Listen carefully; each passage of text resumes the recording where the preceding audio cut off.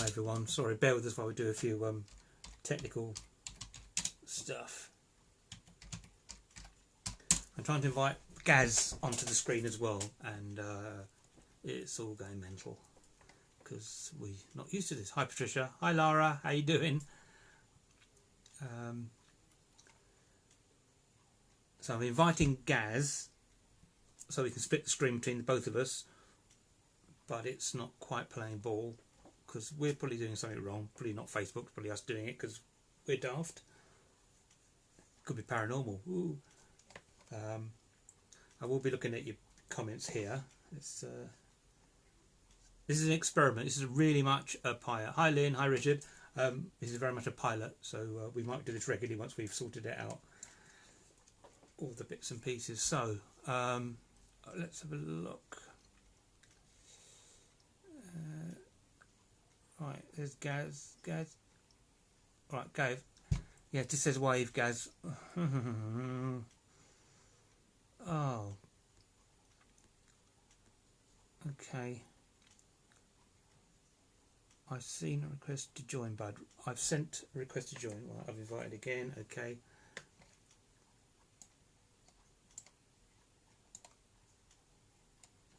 Just talk among yourselves for this bit, guys. I'm sorry. Oh, it's so much easier when I did it in Florida. It's just me, but I'm trying to do split screen stuff here. We're on a bit earlier actually. We said 9 o'clock, but hey, we're here.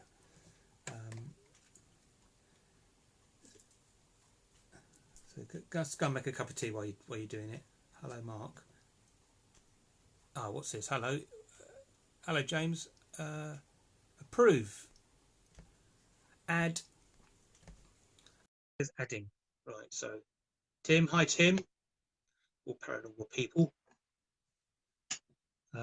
Now, I'm trying to say the person I'm trying to invite is Gary Brown. Hey, there he is. Can you hear me, Gary? I can hear you. Finally got there. Fantastic. Right, on the term. Right, we're here. That's actually quite a cool screen. I'm liking it. How are you, buddy? All right? I'm all right. I'm getting there. What I'll do when we go live at 9, I'll have a holder for the phone and that, so it's not jumping about all over the place. But at least now we know we can get it working. Right, we've got people joining already. I mean, if you're happy, we'll go. Look, we might as well just carry on now. What do you think? Yeah, you can do. You can do that. Yeah, definitely. Because people starting to join in. We've got 7 people looking in. If you're prepared, if you don't mind, save going through all the faff again, and we're there, yeah. and it's working now. What do you think? Yeah. We can do that. I mean, I've got no holder for the phone at the moment.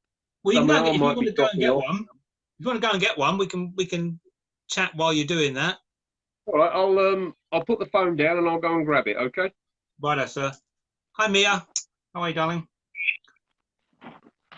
So, bear with this guy. So, this is the first time we've done this. So, Gary, I've known for 13 years. We first met with his lovely wife, Samantha, at the Red Lion pub in Avebury doing a paranormal investigation with Phil Wyman's Dead Haunted Nights. And I had chronic toothache that night. I always remember that. And we just sort of hit it off, being skeptical buggers that we are. Hi, Tim. Hi, James. How are you? Obviously, James Kemp there. We've done many, many investigations with those fine folk down in Portsmouth. I know we keep saying we should do more. We will. We will. So we're just waiting for this one, Gaz. If you've got any questions, I am back. Bear with me a second. Oh, we've got his gorilla pod with him. Whoa! I've got a light out as well, so excuse me, it's a bit dark in here, man. Oh, 10 people watching. That's not too bad. Thank you very much. Right, I'm just setting this up. It looks so professional, but I say we wasn't due to go live till 9, was we? But now it's working. I just thought, as it's all working, do we want to jinx it? We don't want to jinx it. But now I know we can do this. We're going to do this quite regularly now. Hi, Sandra. How are you, darling? Now, this should be on your feed as well, mate. How's that? That's perfect. How's that? Oh, we're liking it. So you're up. You're up in. I've got some water here. I haven't got a cup. I just had a cup of coffee. Direct mug of tea. So Can you hear me all right? I'm just going to turn the sound up on my phone a little bit. Oh, I can't go up anyhow, but that's fine. God, look, there's two good-looking blokes there. Look at that, eh? Oh, sorry. Anyway, hello guys, hello everybody watching. I can't see the comments. I'm probably swiped something, but I don't want to swipe myself off. So I'll let If you go Mark into deal my with all that profile, side of it. Gary, if you go into my profile, Gary, you'll be able to see the comments. I thought the comments would be on your feed as well, but if you go to my main page, you'll see the link. So I can't because I'm on my phone at the moment. I'd need a separate laptop, wouldn't I? right, I've got my So PC right here, so I can read the comments. Right. So let's just bring this up a No, second. next time I'll set that up a bit better. So just quickly, while we go into some questions, thank you, Laura. We'll answer your question in a second, actually. Sarah Jane, hello, darling. You're right. Gary, can you tell me how you got into the paranormal? What's your genesis of your interest in the subject?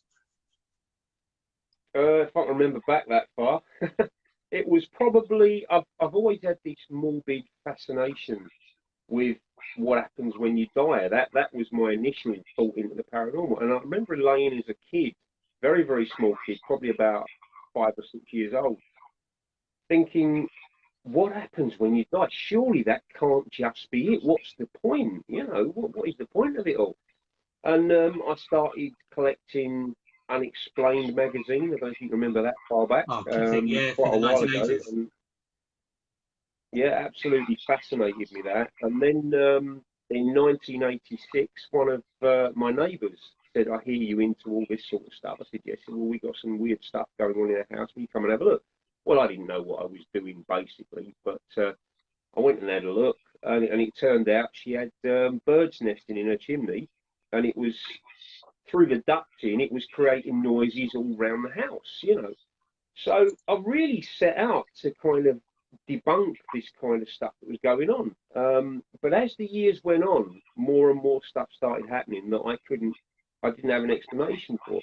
And that really was the catalyst for getting into the paranormal. And then from that, it kind of grew, all different facets of the paranormal, the UFOs, which I'm into big time now. Yeah. All the other sides of it, you know, like cryptozoology, that sort of stuff. What about you, Mark?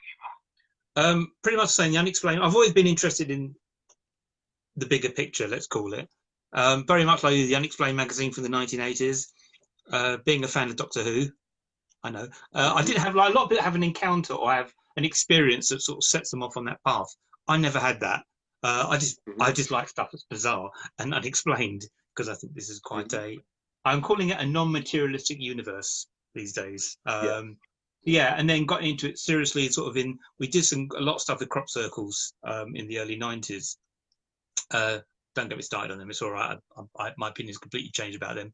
And then it's sort of in the noughties with the plethora of certain TV shows that sort of got me into sort of the other side. Which is, when you say paranormal to people now, you automatically think spirits and ghosts and all that kind of thing. But like you, I'm very much into UFOs. I'm very much into quantum and stuff that's probably a little bit beyond our realm with views or psychedelics and that kind of thing. So yeah. But, and my main focus are really interested in people who have what they say is psychic ability. I think that's an absolutely fascinating subject. But as with crop circles, has your mind changed on anything else to do with the paranormal, or is it still pretty sort of you're open-minded to everything, or are there certain things I mean, you've had this sort of talk. We both had this. People saying, "Oh, you're so close-minded." Absolute opposite. Absolute opposite. I'm totally open-minded to everything, but some stuff I think is quite explainable. And once you get rid of some of that stuff, then you're basically looking at the truth. You know. Hi Ash, how are you, mate? So yeah, I'm open to more inquiry. I'm open to more inquiry. If someone says, "I've seen a ghost," okay. What was the conditions of you seeing that ghost? Was it after a night out on the Raz? You know, like my friend recently saw, two people saw a couple of apparitions recently, and it was during them at work. They were at work, and you know they told me the exact situation, the atmosphere, and what kind of state they were in at the time. And I find that really fascinating. This is at 9 o'clock in the morning. you know. So yeah, Right, that's right. what I, See, that's kind of a fallacy that people have to go investigating in the dark, isn't it? Because most well, ghost sightings happen in broad daylight, don't they? this is it. I mean, what we hopefully what Gaz and I are going to do. He mentioned something quite interesting there. I've mentioned this on my live from Florida. We have a slightly different outlook on paranormal away from the traditional way of doing things. Why do we do it at night? There is no reason I can think of that we need to investigate in the middle of the night when you're half asleep. I don't. Why can't you do it at 10 o'clock in the morning? It should make Hmm. absolutely no difference whatsoever. Um, and I think the media has really sort of got on top of that, and it's a hard bubble to burst. People are so set in their way to doing things with a lot of ghost hunting groups. You know, they take the public out, and you know, people want to go out and have a scare. That's fine. That's not serious investigating, but from our point of view, we want to know really what's going on. Now, I've never seen a ghost, love to, but I'm more likely probably to see it at 3 o'clock in the afternoon as opposed to 2 o'clock in a dark cellar in a castle. Do you know what I mean? So Oh yeah, yeah, what do you yeah. think, Well, Gary? that's the thing. During the day, I mean, you could have seen a ghost, but you didn't know it was a ghost. You know, that matter of fact using. They're not the archetypal see through. You know, sort of with a sheet over it or something like that. It looks like a person standing there. So the probability is you could have seen something like that, but not realised what it was. Here you go. Watch this. Here we go. Paranormal investigator. You can hardly see me. I could have something right up next to me. I won't notice it's there. You know, what's the point? What's the point? Well, Yeah, I'm very to lucky to play find some. devil's advocate on that one, I think if you are in the dark, you know, you've lost a sense, which means your other senses are heightened. So Yeah, maybe there is an argument for that. You know, you might be able to feel, you know, people that are clear cognizant, for instance, you know, that have mhm. these feelings about things, it might be more heightened. But other than that, I can just see it as an accident waiting to happen. You're walking around these places that you don't know very well. You know, you're No, going to trip over stuff. You are also open to letting your imagination run away with you. this is the You know, problem. so This you're is not the big going to be, problem. yeah, you're not going to be as I don't know. It's one of those arguments for and against. But to be honest, if I was going to do a serious investigation, I'm not talking about one of these 3 or 4 hour jobs with a company. I'm talking about an investigation. It needs to be something that you're there for several hours, days, sometimes even months. You know, Yeah, you to got. get Yes, I know a some people. true reading on it. It's also having access to a certain property. Now, I've also said I don't like the word haunted. I don't think anywhere's haunted. I think it's a silly word. I've said this quite often. I think Mm. if spirit exists, it's everywhere. Now, I know some people who, until recently, I've known them since they were kids, see stuff all the time, walking down the street, at work. You know, anything to you just sees them. I don't, you know, I don't think anywhere is haunted. I think always think about haunted houses is rather silly. Um, guys, Mm. it's just my opinion. I have to say this is just my opinion. In after doing this for a lot of years, going back Hmm. to these same old places, you know, lovely house, fantastic historical houses, but you know, you could go to semi-detached down the road and probably get more activity. You know, Yeah, don't know how you feel yeah, about that. totally. And this is what we was. I mean, myself and Mark, we were having a chinwag yesterday or the day before about what should the pilot show be about, you know. And what we sort of came up with was our perception of reality, which kind of relates to what we're talking about now, you know. Mm. Is this paranormal thing that we call paranormal? Is it very normal indeed? But we just can't see it because it's in whether another dimension or it's out of our range of sight and sound, that sort of stuff. So, which is something you're really interested in, isn't it, Mark?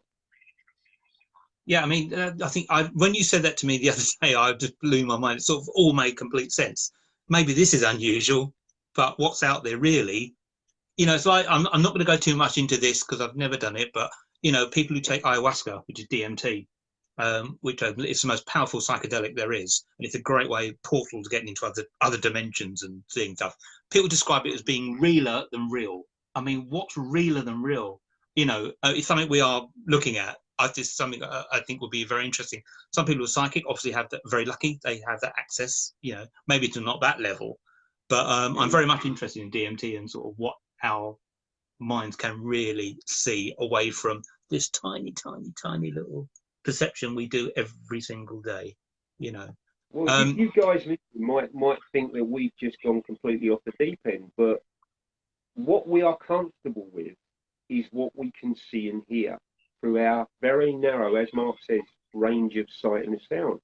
Now, to give you some idea of how narrow that range is, if you took the whole light spectrum, and we're talking not just the visible colours and things we can see, I'm talking about the whole light spectrum, and had that as a piano keyboard, a normal size piano keyboard, well, we can see a few keys on that piano. That is all with the visible light spectrum. Well, that piano keyboard, the bits we can't see, would stretch from here to the moon. That's 250,000 miles. Yep.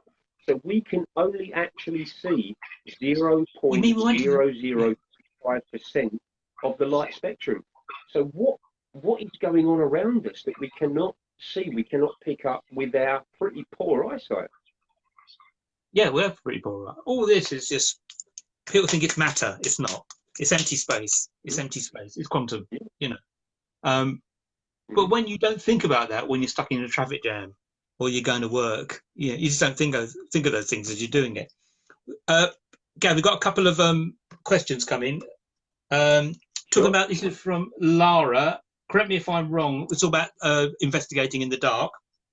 Yeah. Correct me if I'm wrong, but don't be doing it in the dark. Don't they normally do it in the dark as orbs reflect from light? Well, as I said many times, orbs aren't paranormal, guys. It's one thing we really do go on about quite a lot. Orbs, if you get a little flat or little circle in your camera, it's not paranormal. It's just a light refraction. It's dust. It's air particles. You know, they were debunked years ago, but there seems to be a little bit of a resurgence lately, guys. Have you noticed on orbs? Yeah, they're coming back. I mean, if you look at the days of the old 35mm film, you never got anything like that on photographs. I've tried to recreate it, and you just can't do it. But there is a school of thought out there between investigators that are saying that true orbs, if you're sat in a room with your naked eye and you can see like a red light, or a that's gold totally different. Of course. across the room, the first manifestations of a ghost, a spirit, whatever, you know. So there is that type of orb that I'm open-minded about. But the ones that get shown on the pictures, the big fuzzy balls, are even the camera company, clothing fibers. Yeah. Even the camera companies have pointed out that you might get these on your photos, you know. So sorry, guys. I mean, I hate when people send me something nice to see and I go, oh, sorry, it's not paranormal, you know. The chance you see something paranormal is so remote, you know, which is a shame, really. But you just got to be open-minded to it all, you know. That's why I like working with psychics. I like working with raw psychics. People like my friend Mandy, who's incredible. The late Alan Barnett, who was with Spyro, who very sadly passed away recently, was very, very sad. Incredible psychic, incredible, you know. And and I've got no reason to think they're making it up. Why would they? They've got nothing to prove. They're not professional mediums.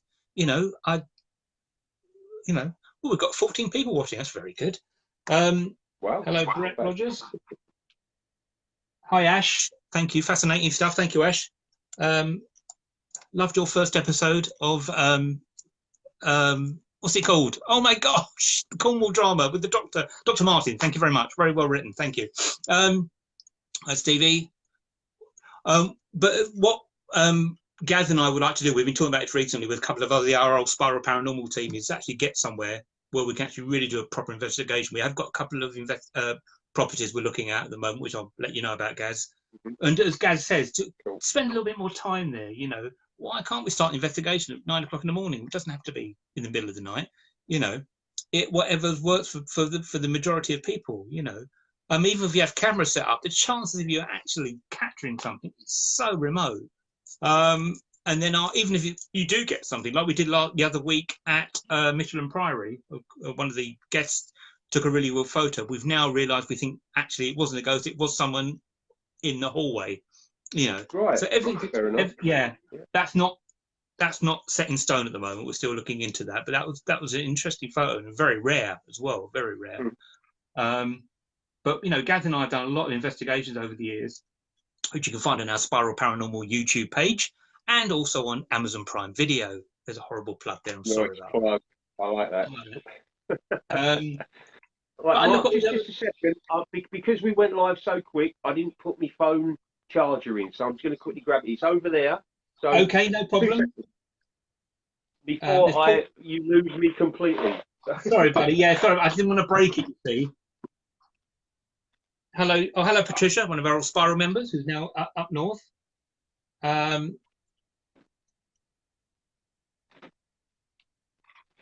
Lara, have I witnessed legitimate paranormal activity with my bare eyes?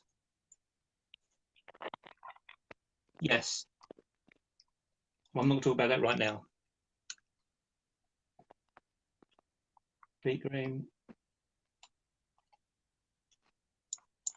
I mean, you know, it's not just, it's areas as well. I mean, people know I go to Avebury a lot, the big stone circle where we met. Also, Paul Shortland's on this thread as well, who we also met at the Red Lion pub.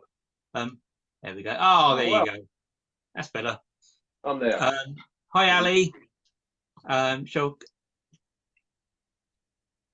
Cheryl Taylor, can I please ask what got you into the paranormal? My apologies if you've been asked this before.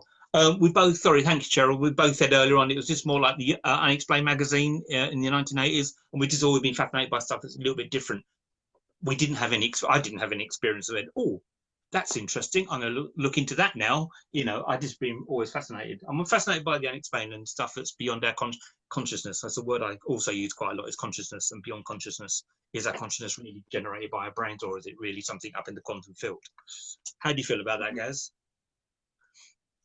Yeah, anything like that makes you actually stop and think. You know, we seem to be trapped in this bubble of what we see as the world. Mm-hmm. And people, what annoys me is people know more about Kim Kardashian than they do about the world they live in, and they don't seem to want to expand their minds to a different way of thinking, and that's what I'm big into. And this is why I agreed to do this with you, Mark, because doing the radio, which we did for I think a couple of years, myself, Stuart and Darren, we did a radio show. We interviewed Mark quite a few times on it. Took all the recordings actually saved. It's difficult to get live feedback on that. There is a chat room, but people tend to not want to get involved. You know, they want to sit back and listen. Well, with this is completely interactive. So we're not coming on here saying we know it all. God no, you know, we're still finding our feet with the paranormal after God knows how many years for myself and you, Mark. It's about getting everybody's view, about getting new views, their ways of thinking. So it's an ideal platform for that, I think. I'm more fascinated hearing people's stories, and I get them every day at the theatre, you know, where I work. Because people know what I do. I do the ghost tours there, and they go, "Oh, this happened and this happened," and I'm really interested in those stories. But yeah, my interest is sort of diverging a little bit to the quantum field and what's really going on in reality. What is reality? Is this all reality, or is it not? You know, I'm very much into sort of reading stuff by David Icke. You know, I know it's very opinionated and divided with people. I think he's fascinating. Also stuff with Dr. Joe Dispenza, Bruce Lipton, people like that, Greg Braden, law of attraction, all that kind of thing, but looking at our consciousness as something else other than just in our physical. It's really, really interesting subject. I know everyone's got sort of opinions on that. It is. I mean, no, sorry, Ali. No, you're not late, darling. Sorry, Gary. I'll send you a book to read. I'm going to send you a book. Okay. And she was a guest of mine. I've had her on 3 times. She's that fascinating. Marie D. Jones, her name is. Mm-hmm. And she sees the universe as, she calls it, the grid, with different layers of consciousness and dimensions and all that sort of stuff. And it's a book that you would find absolutely fascinating. That does sound interesting. She's got loads and loads of books out there. But yeah, I'm going to send you that one and see what you think. Okay. How does she reach that sort of opinion that that's what's going on? I haven't got the foggiest. I'll tell you for why, because when I was interviewing her, she is like up here on an intellectual level, and I'm down there somewhere. You know, stuff she was coming out with. I'm trying to react to her answers, And I'm like, my God, she goes right into the quantum level and how the quantum field, you know, string theory, that sort of stuff might explain certain paranormal activity, you know. So fascinating stuff. But I think her father was a volcanologist, and I think she's written a book called Super Volcano as well. So she's got a huge field of knowledge on certain things. That sounds fascinating. Yeah, I'll see what you think. Yeah. I mean, would you agree though? I think this gets one. I mean, I've said it a few times already today. The word quantum gets thrown about, especially amongst the New Agers, quite a lot. And no one really does understand quantum physics. It's a heavy subject unless you are a quantum physicist. But most people get the general gist of it. That really, at the core level, at the absolute smallest level you can go to, is nothing. It's energy. You go beyond the quark, beyond the smallest particles, you get to nothing but energy. Matter is gone. So that's where I think people, and that's what I find absolutely fascinating. You know, I'd love to speak to a proper quantum. If you say you understand quantum theory, then you really don't understand it. Although Sean Carroll, the physicist Sean Carroll, was on Joe Rogan podcast, and he said actually quantum physics is actually quite easy to explain. So what do we know? What do we know? I've got a question for Pete here. Why is it we see shadows, Mark Hallogazi says also, see things move in your home out of the corner of your eyes? Can you please help me? As I see things like this all the time in my home. That's interesting. If you do see things, Pete, go with it. Just go with the flow. You know, it's I'm always interested about things, what you see out of the corner of your eye, especially when you're not expecting it. So don't dismiss it. You know, it could be something very interesting going on.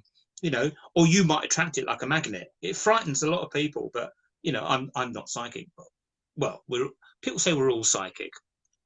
Okay, that's okay. Maybe we are. I mean, I do a lot of if I can find it, a lot of dowsing. So I'm sort of susceptible to a few energies and things like that. But I'm not. I wouldn't say I'm psychic. But yeah, it's interesting what people can see. And I know, you know, even Gaz is sort of very skeptical. He has a little bit. You said some things in the past, mate, haven't you? I have. I've had some weird stuff go on. I was visiting this. It was a Warner Hotel. I can't tell you where it was. It was a Warner Hotel, big old building, massive, loads of history, that kind of stuff. And we was making our way through a room. The orangery was in front of us, up some steps, and we was making our way into the study on the right. And we was going to be doing some work there, this kind of stuff. So walked past, all the orangery is very nice. Went in there, we spent about 10-15 minutes in the room talking. Came out and it completely changed. The steps leading up to the orangery had completely changed. And I'm starting to think that there's something weird going on. Am I on TV or something like that? You know, but when I saw it initially, there were orange pattern tiles going up the steps and right the way through the orangery. It was all, and I can tell you, I can draw you the pattern of these tiles to this day. Well, when we came out of the room, it was all carpeted right the way through, and it was a dining room. So, what was that? Is that some kind of thing happening on a scientific quantum level? Is that you know, I really don't know. Can't explain it to this day, but that happened. You know, that's not me making it up. And apparently, the guy said that originally, a couple of 100 years ago, it was tile. Oh, it was tile. He didn't tell me the type of tiles, but he said it was all tile. Yeah, it's weird that one. and you've done that a couple of times. We've been out in investigations. You've come out stuff we've had backed up. You know, oh, you said it. I think Mandy might have also said it. And you guys are separate. I remember that. Interesting. Oh, Colin Arles. Hello, Colin. The old Nick in Brighton. The the old Police Museum. Yes, that's the one I was thinking of actually. Very interesting. Yeah, I think that. Can I ask you a question? I'm going to ask you a question because I know I'll go off on a bit of a rant if I do. Most people's introduction to paranormal is through TV shows. What is your opinion on the state of the current spate of TV paranormal shows, which all look the same? I think they're putting egos and fame above serious investigating. Yeah. I mean, they are on the amateur level as well. Yeah, they're completely sold on the gadget. That's all they're interested in, is gadget, this, gadget, that. Well, I'm not big into the gadgets because No. they're open to malfunction, atmospheric conditions can affect them, that kind of stuff. So people rely on them too much. But it's kind of done us a favour as investigators because it's brought it more into the mainstream. You know, we're not seen as so much as being these weird little people that are into this sort of stuff. You know, people are more interested in opening their minds to it. But also on the negative side, when they do come on an investigation, they think it's going to be just like that. Every stuff always happens, and you always get a scare, and you always get some kind of phenomena on your cameras and things. But as we know, Mark, paranormal investigating is 90% of the time nothing happening at all. You know, so I've been an investigation where a guest did actually say, "Oh, I didn't see a ghost." Well, why did you think you would? You know, it's not proven this, you know. But when people people do see an apparition, you know, you can't take that away from them unless it's a really logical explanation what they saw. For people who don't know, also we better generate. We're talking about ghosts and spirits. Ghosts is just a recording of something you might see, so you can't interact with it. But a spirit is something you actually can interact with. You know, that's where the psychics come in. You know, it's fascinating. I think what you do tend to see on these programs, mate, is a lack of common sense. The people want so desperately to believe and so desperate to get that piece of footage that's going to make them famous beyond a shadow of a doubt that common sense goes completely out the window. You know, it's look at it objectively. Well, they don't. Well, we've got this and we got this EVP, this sort of stuff, and we reckon it said this. Well, play it to us and see what we think it said, if it says anything. Because if somebody says to you, it says this, that's what you're going to hear. If you get a piece of footage and say, well, this is what we can see, a guy in a bowler hat sitting on a horse, that's what you're going to see, you know. So it's a shame. It bugs me that. It really does. Let us be the judge rather than you chucking it down our throats. When people do EVP, which is electronic voice phenomena, sometimes on people's videos, they actually, as Gavs was saying, they actually put a quote of what they think is being said. That's automatically putting a suggestion in your head, where really it's just noise. I'm not a big fan of EVP, as I'm not a big fan of the Franks box, which I'm very critical about that. I think that's not a very good bit of equipment personally, but each of their own. But you know, if you're going to use these kits, you've got to be able to justify the results that you get at the end of the day. And as Gary said, you don't keep it yourself. You need to get a little bit more peer review.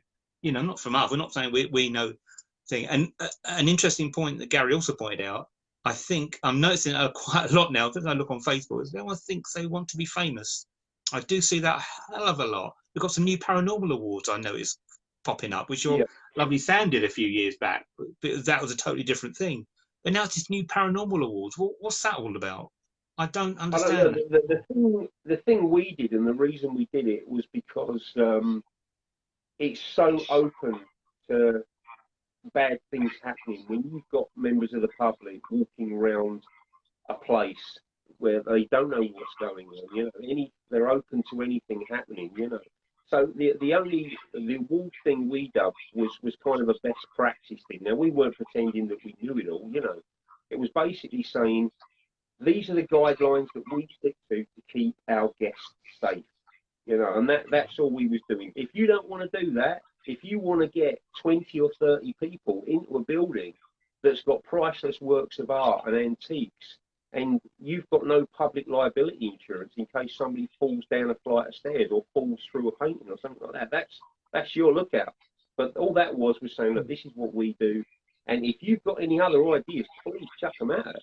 You know, so and that it wasn't just what we'd come up with; it was kind of an amalgamation of what other teams were doing that made complete sense. But there were so many other teams out there that weren't doing that, and trouble was following them because of it, you know. So, as you say, each to their own. They did what they thought was right, and we was just trying to make it a little bit better, a little bit safer for the general public. And it was well worth it. It was very good. It was a good document, that. Very good document. Let's go read some comments quickly here. Brett Rogers, I own an events company, and I always tell my guests that if they if we come along because of TV shows then they'll probably be disappointed. Very good attitude, very good attitude. Colin Isles, hi Mark, free bar. Clayton Tunnel is haunted. Nowhere's haunted.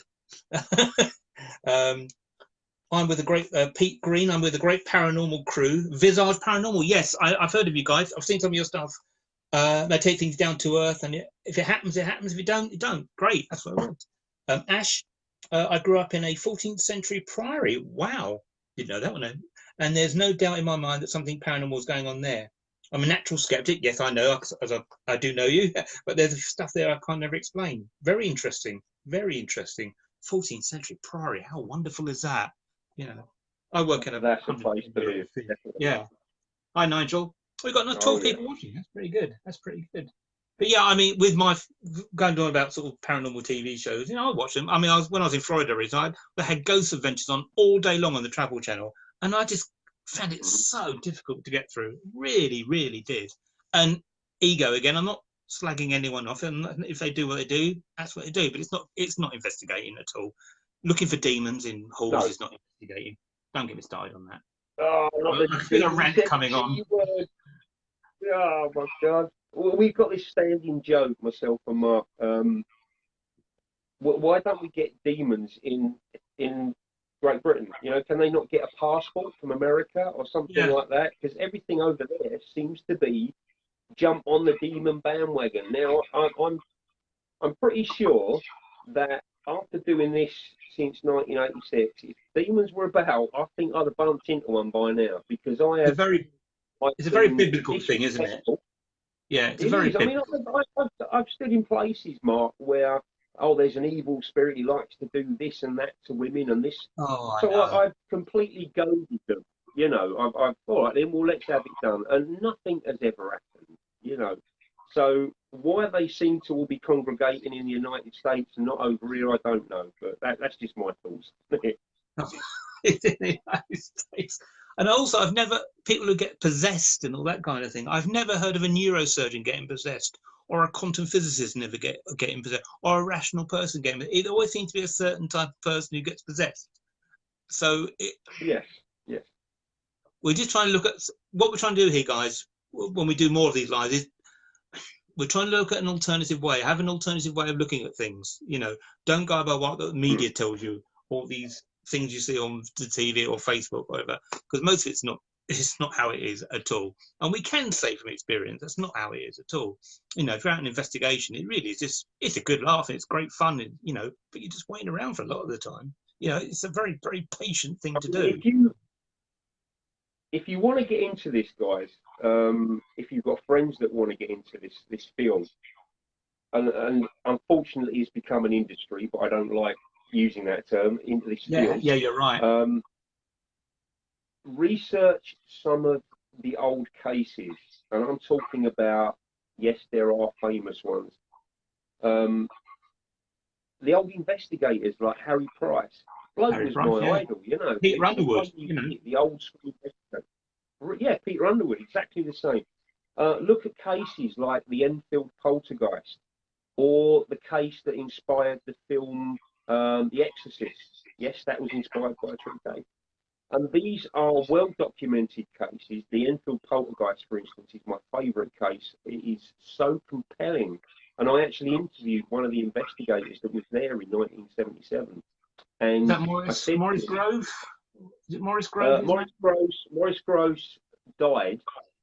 I interviewed Guy Playfair that was there. Yeah. And I did say to him, you know, knowing what you know now, you've had a chance to think about it, review your notes, review footage, etc., etc. Was that a poltergeist? He said, absolutely. And that guy, he's done work all over the world within the paranormal field. Very, very skeptical guy. And he is convinced to this day that that was a poltergeist haunting. So look at that case, guys. Not these silly idiots on TV trying to be the next, you know, I'm not going to say them, but you know who. Yeah. Some shows that are so pioneering once upon a time, and now I'm just like, oh dear. Yeah, it is a bit creepy. Yeah. I mean, poltergeist, even with the poltergeist tale, I don't like the word poltergeist. All these, my other problem is I don't like the phrasing. I don't like the word ghost hunt. I don't like the word haunted. But Categories, they're gonna, yeah, they're not going to change. Yeah, they're not going to change overnight because of me. But even Poltergeist I don't like. And how do you know that the Enfield case was actually nothing to do with ghosts or spirits, but something else? You know, something else, some exactly. violent energy or something we don't know about. You know, we put Yeah. it's very hard as you to associate things so quickly with things and give them a label. You know, oh, it was a poltergeist, or they were possessed. Were they? You know, or something Yeah. else going on? We don't know.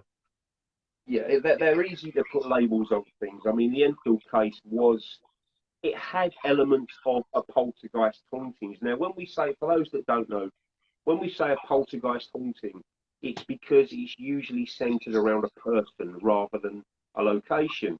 Hauntings, I know you don't like that word, Mark, tend to center around a property. The ghost doesn't move, whereas with a poltergeist haunting, it is reported that it follows this person around. It gets obsessed and it can follow them, in this case, to the shops, school, etc., etc. It did have elements of a poltergeist, classic poltergeist Mm. haunting, but there are also elements that weren't classic, you know, whereas the girl in question, her name was Janet, she kind of got taken over. It spoke through her. There were apparitions, but there were also all the classic things like stuff being thrown, knocks, bangs, that kind of stuff. So have a check with it. It's an old case, and back in the day, 1977, it was unheard of. You know, people coming out reporting this kind of stuff. Police making statements saying we went in the house and we saw this chair lift up, move across the room and set itself down. Yeah. That was a WPC actually made that statement saying that. It So wasn't mocked so cases much like back that. then. It wasn't Sorry. mocked so much then. It took a bit more seriously back then, as opposed to being the train ride that it is Yeah, now. Yeah, which is a shame because then you get that's right. legitimate cases. Well, Sorry. back then, the Society for Psychical Research, they got involved in it, and that's who actually Maurice Gross and Guy Playfair worked for.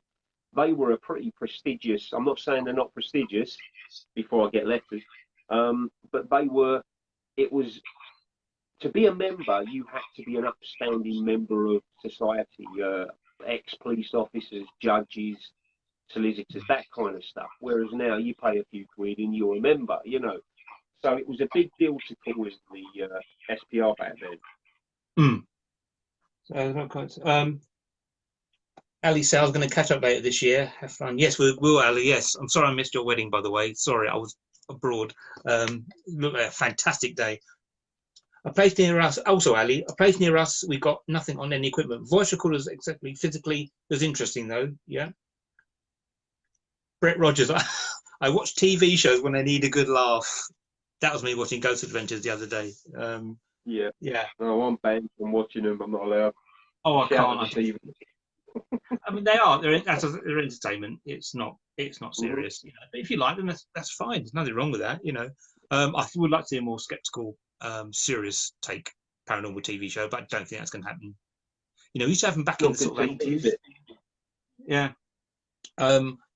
I'd like to do another. I'd like to do some more live investigations if we get a good signal. I think live ones are quite interesting. Then you got nothing to hide. You know, and I'd never manipulate footage anyway. It's absolutely not. Why would I do that? But also with paranormal, so something Gary is very interested in, and I'm very interested in, is also we can call it UFO, but you call it the new phrase, don't you, Gary? What's the new phrase for Yeah, UFO? they're now called UAPs, unexplained aerial phenomena. Now, Good. before anybody thinks that I'm a tinfoil hat wearing nutter, probably am a nutter, but I certainly don't wear tinfoil hat. I didn't believe a word of this because I grew up with a very sort of scientific background. You know, the distances between the planets, the solar system, the galaxies was much too vast. And Einstein said nothing can travel faster than the speed of light. So even a our closest neighbour in space, other than the sun, is Proxima Centauri, which is it's in our neighbourhood, but it still takes several years to get there and get back. So it was completely out of the question that we were ever being visited. But then if you look at the Drake equation that says how many stars in our galaxy, how many of those stars are the right type of stars to have a solar system, how many of those solar systems have got a planet far enough away from the sun for liquid water to be present, it works out. There's still millions and millions of stars in our galaxy alone that are capable of having a planet that just supports life on it. And it's the Kepler telescope. Is it Kepler? It's Yeah. yeah. It's we're in the hundreds now of these planets, aren't we? Oh, these exoplanets. Yeah. And then when you start looking at things like Einstein came up, the Einstein-Rosen bridge, you know, the wormhole technology, that kind of stuff. And you've got these high-ranking government officials that are standing up now and saying, no, you know, if you can think of it, we can already do it. You know, it's compelling. And somebody actually said that if you took the evidence for UFOs now, UAP, sorry, you took that evidence and took it into an American courtroom as if you was being involved in a murder trial, for instance, that level of evidence needed to prove something, it would be proved that it is a real phenomenon. And that's pretty mad. And there's so much footage now out there available of these people that have been involved in it. Bob Lazar, for instance. Now, Bob Lazar was a laughing stock. Those of you guys don't know. He popped up and said, I think it was 1985. I might be wrong. I was definitely 1980s. He popped up and said he worked at a place called S4 at the Groom Lake facility, which is a few miles away from Area 51. It's in the Nevada desert. Well, everybody took him as a lunatic, but he was coming out with all this stuff that he's involved in back engineering. I think he was saying he had 6 or so saucer craft there. Some of them were usable. There was this element that they found that they can't recreate that is responsible for zero gravity, that kind of stuff. And nobody believed him, which I kind of think suited the American, it's not even the American government. This goes so much deeper that the president ain't got a clue what's going on. All right, that the president doesn't run the country. According to these people, he's clueless. It's these organizations in the background where all these billions and trillions of dollars are funneled to that are in charge. You know, presidents come and go. These organizations, well, I don't know whether we talk about the CIA, NSA, that kind of stuff. And I'm not the first person to say this, all right? So I'm not worried about going out tomorrow and getting shot or something like that, okay? Well, this is all commonplace stuff now. That's what's really going on, you know, and all these people are coming out and they've got no fear about saying it. Well, years later, Bob Lazar, somebody actually questioned him. He doesn't like talking about it anymore, but somebody nailed him down for an interview. And they said a simple thing like, well, we know Area 51 exists now. The US government have come out and said about it. We know that there was a facility called S4. The US government have now come out and said about it. Well, if Bob Lazar didn't work there at S4, how the hell would he have known about it in 1985? Exactly. So, what's very interesting, I'm going to put a link down here. Those who listen to the Joe Rogan podcast, he'd had a pilot, an ex Navy pilot on the show this week, talking about UFO encounter and an incredible account of a UAO. UAP. I'll get it right in a minute. And I put the link on the thread there. And he says the government have got secret research going on. He's absolutely convinced there is actually undercover stuff going on. Not particularly all secretive, but there is research going on into that phenomena.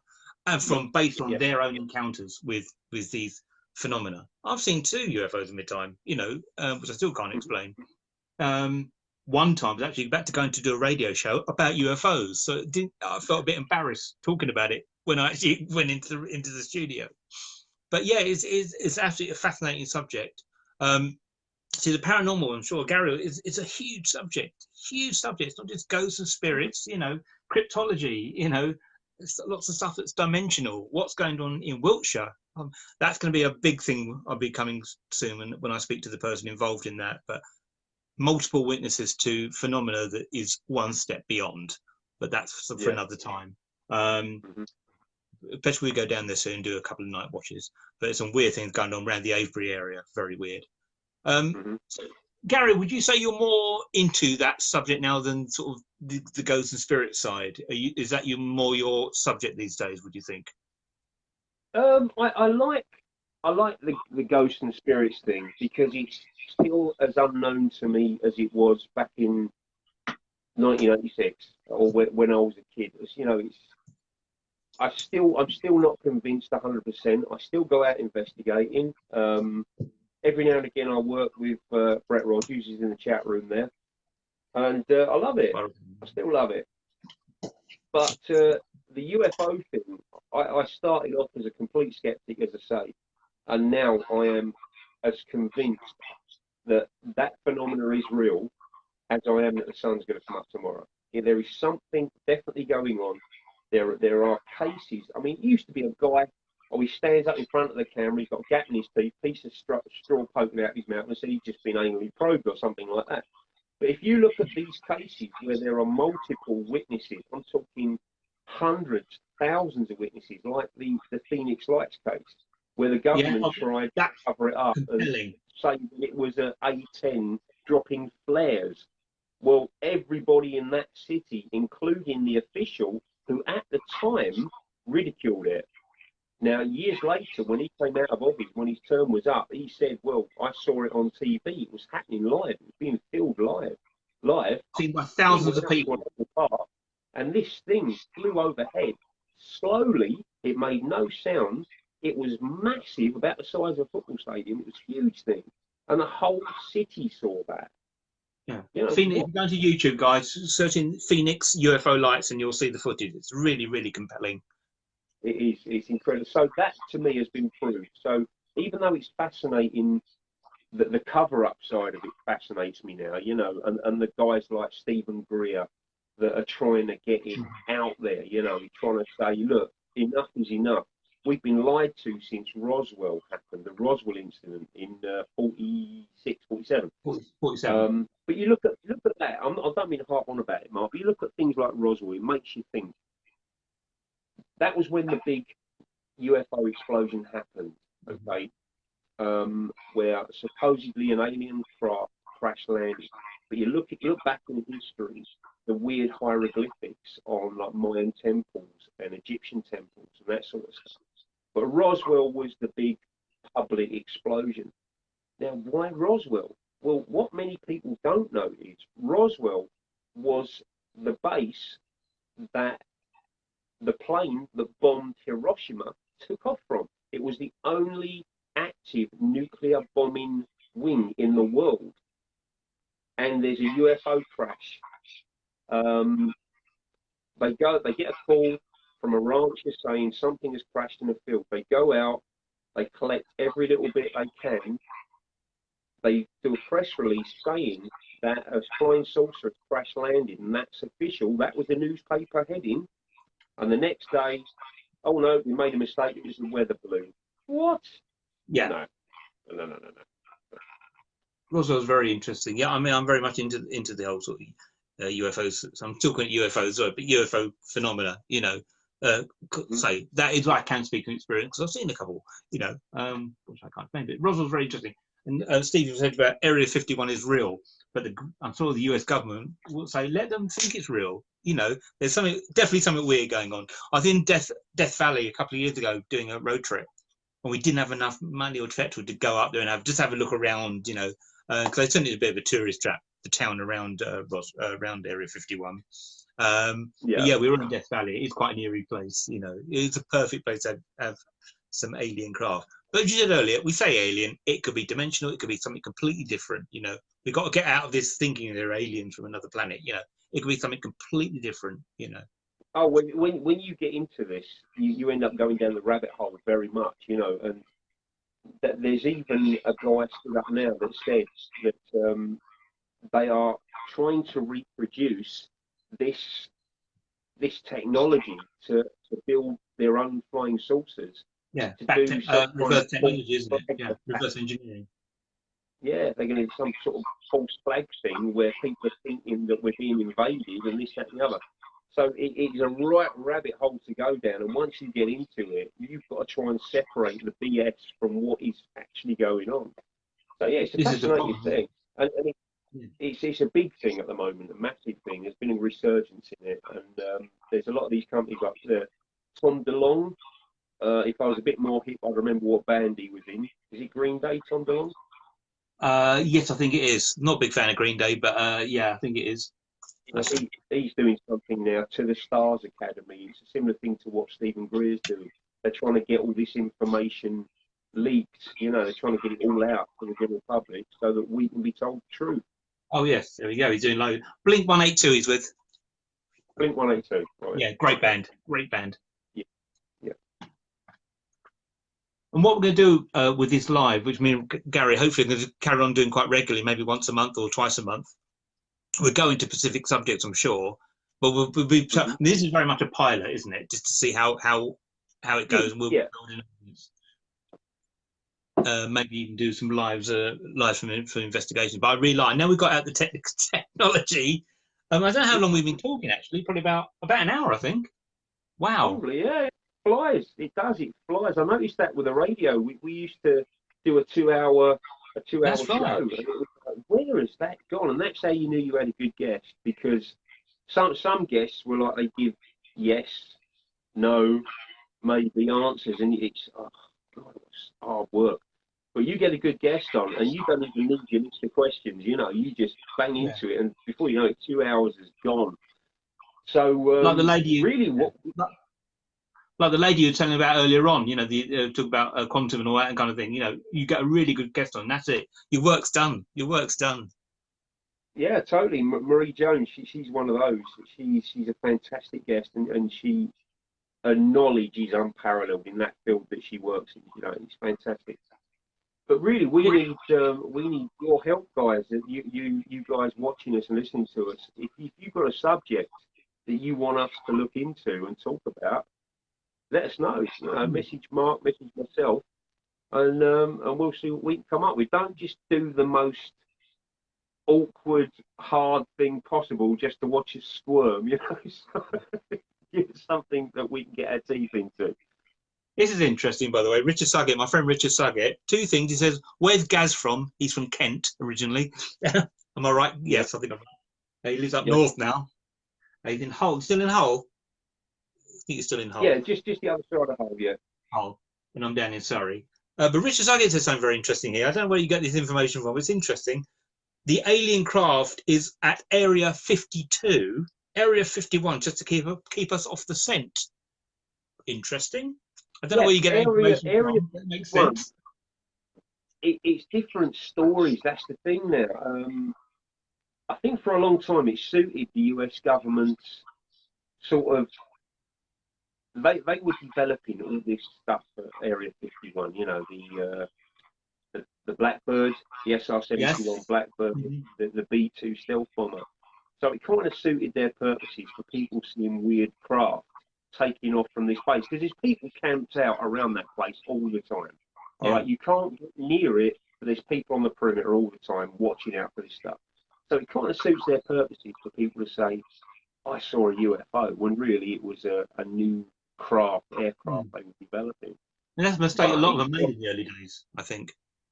Yeah, big time. Yeah, and now the story is that it's all been moved to some other place. I mean, some people are saying it's in Australia. I don't know how true that is, but there is something that's saying there is an area 52 now, where it's all really happening, but so secret people don't know where it is. Because at the end of the day, we're never going to find out. You know, that's why you get the professional conspiracy. I'm not a conspiracy theorist. I'm not really comfortable with that term, but there are things that don't add up. You know, UFOs is one of them. 9/11, that's another subject altogether. That's not paranormal. But yes, it's interesting what is really going on, and I'm sure the British government's knows a lot more than they're letting on, because the US government and the UK government are working very closely together on these sort of things. Definitely. There's a case. I mean, I'm sure you've heard of the Rendlesham case. Yes, my friend went back there only the other year with a group of people and interviewed some of the people that were around at the time. That's fascinating, the Rendlesham case. Fascinating. Yes. Yes, look into that, guys. That they call that Britain's Roswell, Yeah, and to me, it's 1980. more compelling than Roswell. Yeah, 1980, wasn't it? Yeah, really, really Yeah, interesting story.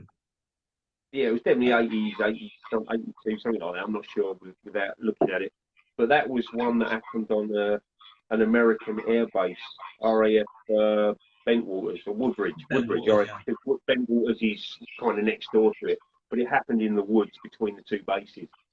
And that is one that, if you look at that case, that's one that will. You've got the usual idiots that are trying to make them look like they didn't know what they were talking about, or they were Yeah. mistaken. I was looking at the Alford Nest lighthouse in the distance. These guys were. These are American servicemen, police, and the military police that were seeing these craft in the sky firing beams down to bunkers that we now know contain nuclear weapons. Back then, nobody knew they contained nuclear weapons, and this went on over 3 nights. So have a read about it, guys. It's a really compelling story, that one. Now remember, these are military personnel. They're logical. They're methodical. They're probably quite skeptical. They're not people. It's not a farmer Yeah. out in a field. This is a military base. That's what makes it really, really fascinating. Well, the main guy that come out and told the story was the deputy base commander. Talk about putting yourself right. on the Yeah. line for that one. So, yeah, there you go. By the way, we'll save this video. Obviously, I'll put it onto my YouTube channel as well when we're done. So there will be a record of it as we go on. We might have to give it a title, something live, Paranormal Q&A live. We might think of a nice little show title. Yeah, Something quirky. Yeah, something quirky. Spiral Parrot Talk Show. I mean, how are we doing? Do we want to wrap it up, or do we want to chat a little bit further? How's everyone feeling? I'm quite happy to sit chatting. If people are still listening, then that's cool. We're averaging around sort of 10 people, which is really nice. So thank you very much. Is there any questions you want to ask us? Us non-experts, because no one's an expert, by the way, everyone. No one is an expert. Don't let them say. I saw a couple of posts on Facebook recently, and it just made my eyes go, oh, God. Yeah, I saw the paranormal expert used a couple of days ago. I can't think what it was now. It was like paranormal and expert in the same sentence. I can't think what it was now. But, yeah. How can you be an expert in something that there's no proof of its existence? I mean, yeah, it's more like they want to be famous, I think. We're not being. I don't want to sound negative. That's not cool. But when we're doing this a long time, we're seeing so many people just want to be well known in the field who know nothing about the subject whatsoever. Or presenting shoddy evidence, which I won't mention people. But what can you do? And if they've got a large following, they'll see that shoddy evidence and think it's real. Yes. Richard Suggett, I'm an expert. Yes, Richard Suggett, you're an expert in veg growing, and very good veg growing too. Thank you, Stevie. Love you guys. Yeah, I'm not a new person. Over the next shows, we'll try and kind of give you guys a list of what we consider to be under the great paranormal umbrella, stuff that you might not have heard of. But it's so much to it, anything that's got no basis in scientific fact, basically, is what we're trying to call in the paranormal, So there's so much to it. What I find interesting, and this is really interesting, in the last the last 10, 15 years, some certain scientists are starting to take a bit of a wider view on the unexplained and our consciousness. People like Rupert Sheldrake, Graham Hancock, eminent scientists, both had their TED Talks banned when they were talking about higher consciousness and ayahuasca and all that kind of things, and beings and all that kind of thing. But a few scientists now start to think outside the box is what I'm looking for. They're starting to think outside the box. And some of the best theories started off as just an idea. The Higgs boson was discovered recently. Yeah. Back in the 1960s, yeah. Peter Higgs was laughed at for that. Yeah. And now it's a fact, It's interesting. Well, there's things happening all the time, Mark. I mean, for instance, with regards to, we go back to spirits and ghosts again, for instance, we're finding medical conditions now that are responsible for people seeing apparitions. we're finding more about sleep states, the hypnagogic and hypnopompic states, when a lot of people say they see ghosts that are half asleep and half awake, you know. Yeah. Which also is blamed a lot on alien abduction. People seem to always be abducted when they're laying in their beds, you know. Medical conditions, as I say, stuff that I'd not heard about. A guy was losing his sight, and while this was going on, he saw his house transported back to during the war, and there were people walking around his house in World War II uniforms and stuff like that. And it turned out it was part of the medical condition. It was a known part of it. Never heard of it. And when we say about the higher consciousness, we still don't know how the brain works. We don't know why we need to sleep. We don't know what's happening in the brain when we sleep.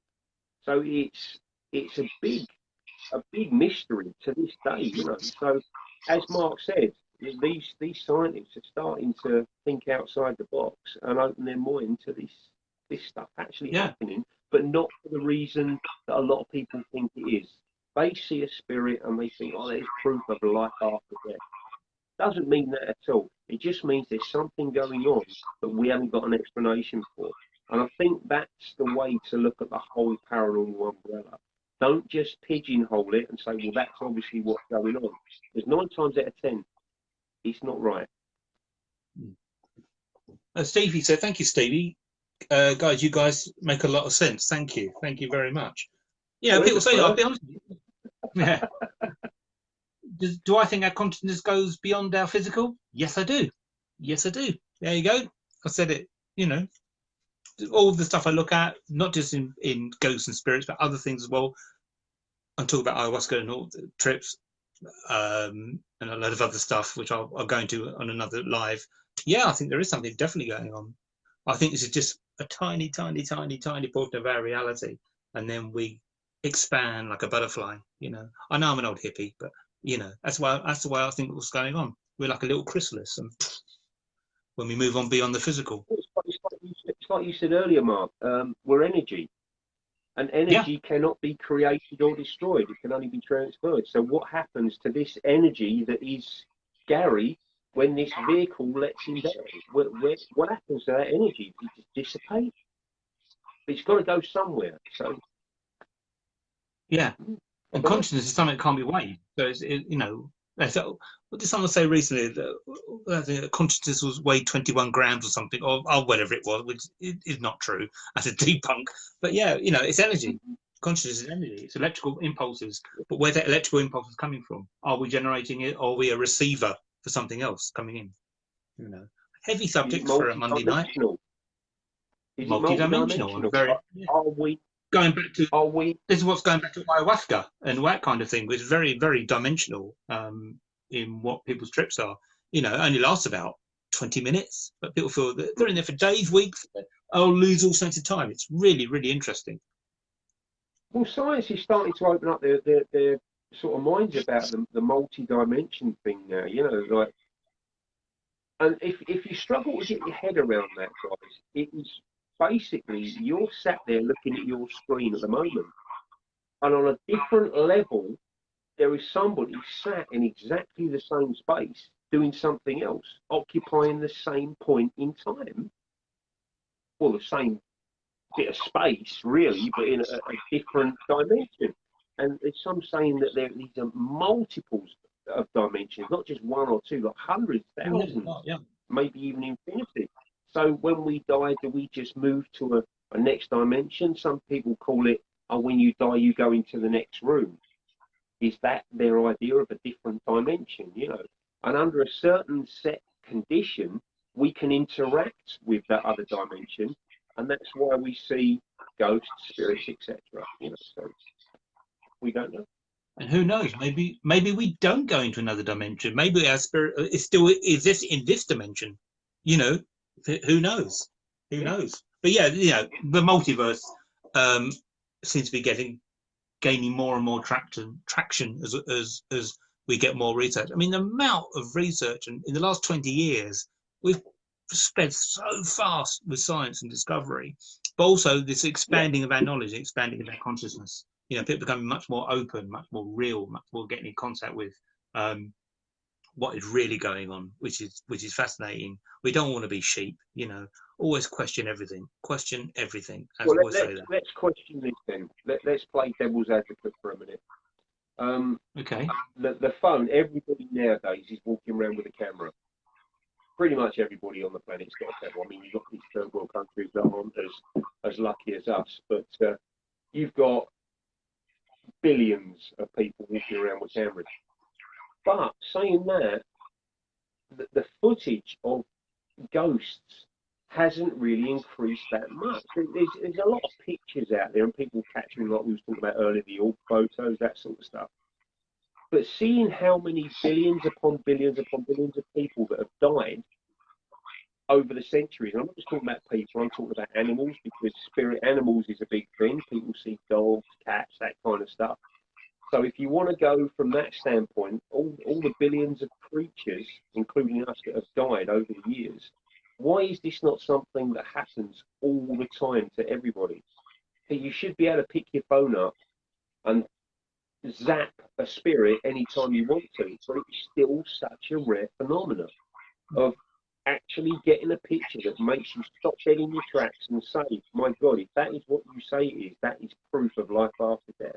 Why is that not happening? I mean, here's a theory. I think apparitions, if they are seen, is like the vapors from a plane. It eventually dissipates over time. We never see a ghost of a Neolithic man. We never see a ghost of a dinosaur. I've never seen a ghost of a Chinese person. You know, I've never seen a ghost of an Aborigine. You know, I think we always seem to be sort of this romanticized Tudor Victorian era, you know. So I like to see someone say, "Oh, through Romans, yeah." I think the last 1,500 years is probably is our little blanket of when you can see a spirit. But then the further we go on in time, that sort of vanishes, like a vapors of a plane, you know. I think it could be the same. People say, "Oh, the terrible murder in this house 300 years ago." Well, that energy might have dissipated over 300 years. Am I making sense? Or am I? It's one of my theories, totally. Anyway. Totally. I mean, that energy might not always stay there. You know, it just dissipates like vapors from a plane. You know. So I love to. You know, you never see a ghost of a dinosaur. I'd love to see one of them. That'd be quite interesting. But it's so long ago, I doubt. The same token, you very rarely see ghosts in modern dress. No. Yeah, I mean, I know a few people see them quite regularly, actually, which I find even more. I actually find that more fascinating. More fascinating. People who've recently passed. You know, there's talks of people. You know, a loved one's recently passed, and they'll see them a couple of days later, which I think that's quite common. You know, is that someone trying to grab onto that memory, or do they really are seeing something? You know, there's too many questions and not enough answers, unfortunately. That's right. If you're so desperate to see something, you might see it. You know, which is totally understandable. Yeah, which is totally understandable. Of course you would. Why wouldn't you? You know. Thank you, Charles Walker. It's great work. Lots of research you did down in Clapham Woods over the years. It's a fascinating place. Down in West Sussex, near Arundel. So it's a really interesting wood. Charles is a man who knows all about it. Lots of animal mutilations and weird goings on. I think it's a little bit of all hype. Yeah, I think it's a bit of a hype, right. I have to say. But it's a very, very interesting place. And it is a bit, I mean, I don't get spooked, but it is a bit spooky, I have to say, especially there at 2 o'clock in the morning. Right. Thank you, Richard. So I think we're doing good. I mean, I think we'll wrap up in a minute. I've really enjoyed this. I think it's gone really well. Obviously, you guys will tell us if it hasn't. Say you're talking nonsense. We'll know next time we do one, won't we? Yeah. I mean, I'll be talking to Gaz, and we'll work out another day, and we'll get a specific subject, and we'll get a little bit of research going on as well. We're doing this very much ad hoc, you know, off the top of our heads. We haven't got loads of papers with us saying, "Oh yes, well here's a fact." You know, so yes, we'll see. So, what do you reckon, Gary? Do you want to wrap it up, or anything else you want to add, sir? No, I've just as you say, just echo that. I mean, I'm the world's worst at remembering dates and times and that sort of stuff. So I know about the cases, but to tell you exactly when they were it throws me. So I'm used to working from notes. So Yeah. as you say, if you guys have got a subject you want us to look into, to investigate and talk about it on a future show, please tell us, because I love all that sort of stuff. It might be something that I have not even considered looking into. So Hmm. yeah, we'll try that definitely. Yeah, exactly. I mean, we're not saying we have the answers for everything, of course, because there are no experts, but we do have an alternative view of things. We sometimes get into trouble, but not in a rude way. I Oh yeah. just think, why do you think? I always say, why do you think that? If someone says, gives me something, my rebuttal is, why do you think that? You know, Mm. um, and they might give a very good answer. But I think a lot of things with, especially with going back to sort of ghost hunting, have got it wrong. I think that needs to be changed quite a lot in the way we do things, and the way we conduct things. Um, Not some, even with the public ghost hunts, which are good fun. I've done quite a few of them with my friends, because I know the people who do them. But Mhm. even then, you think, oh, maybe we could do it this way, but it's all open to interpretation, isn't it? So, Brett Well, Rogers, it's something good. we talked about, wasn't it, Mark, about doing an old school investigation with Yeah. scrunched up newspaper, flour on the floor, that kind of stuff.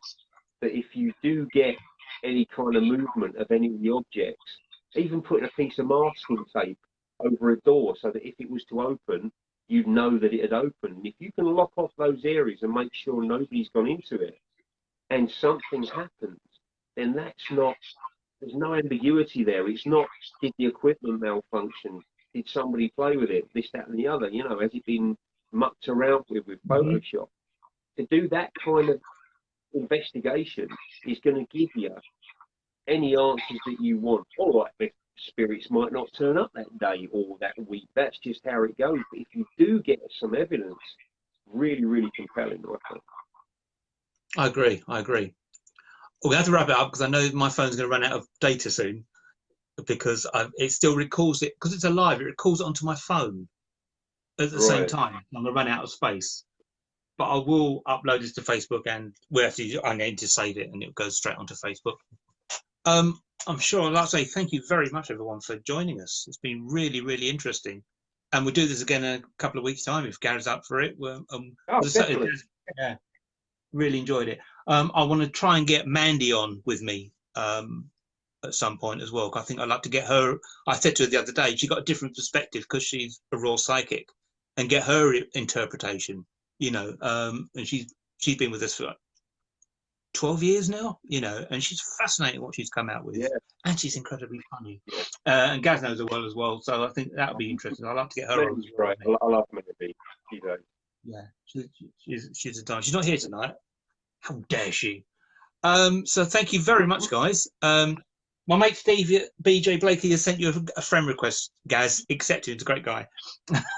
Will do. um, Okay. so thank you very much. And we'll see you next time. And yeah, anything else, Gary, you want to add? No, that's it, guys. Thanks for joining us on this. It was only meant to be a pilot, but once you get talking about the paranormal, you can't help but just you dive straight into it. Yeah, no, no, So yeah. thank you, and we hope that you'll join us again next time. It's been brilliant. It's Yeah. been great. Thanks Thank very you. much, guys. Cheers now. Take care.